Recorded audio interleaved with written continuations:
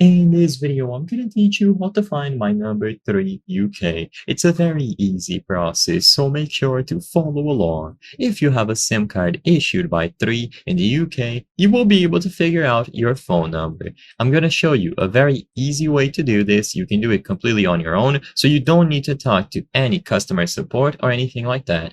All that you have to do is go over to the settings on your device. So assuming that you still have access to this SIM card from 3 and it is currently in your smartphone, all that you have to do is go over to the settings. So on either an Android or iOS device, access the settings. It doesn't matter which device you have.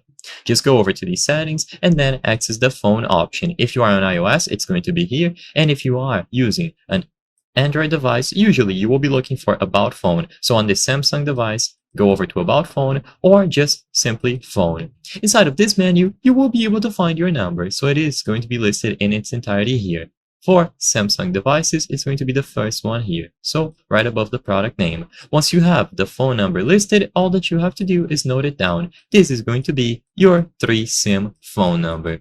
You can check this as many times as you want, and it's always going to be available in this page. So just access the settings on either of these devices, go over to About Phone or simply Phone, and you will be able to see your number listed for your 3SIM card. This is also going to work for other SIM cards as well.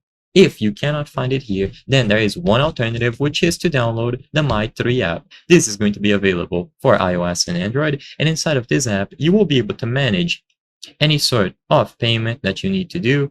You can manage your number and of course your 3SIM card. So by going over to this application, you can also go over to the top up window and it is going to be listed. So just choose the option to top up and it should appear as well. Choose whichever option you prefer. I recommend doing the settings first. I hope I was able to help you on how to find my number 3 UK. If this video helped you, please be sure to leave a like and subscribe for more very easy tips. Thank you for watching.